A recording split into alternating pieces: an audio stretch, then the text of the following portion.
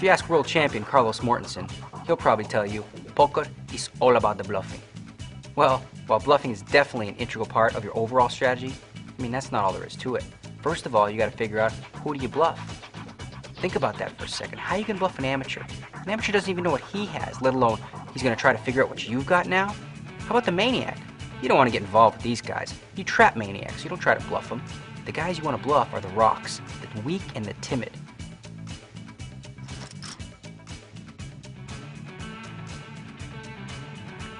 There's more than one way to bluff. You can try a desperate, stone-cold bluff on the river when you've got absolutely no hand. Or you can use a trick that the pros like to use, called the semi-bluff. Think about it for a second.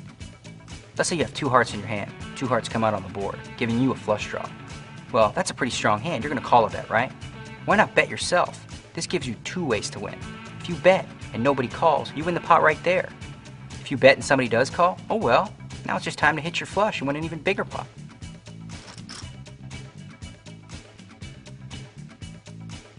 I see far too many rookies throwing out that desperation bet on the river thinking that's the only way they can win. But that's not how you bluff. You gotta set up a bluff early in the hand. It's like telling a story. You don't just throw a bet out on the river with no rhyme or reason. You're telling a lie, you gotta tell it right.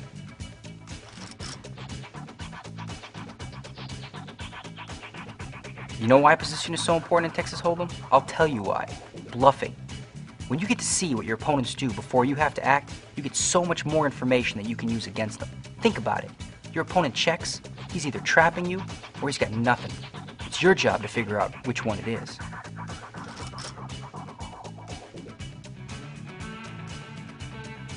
This is no time to get cute. There's too many people in the pot to try bluffing wildly when there's so many people that could hit the flop. Yeah, when you're up against one guy, sure you can bluff, especially if he checks to you. But with 4 guys in a pot, come on, man. You can't bluff everybody.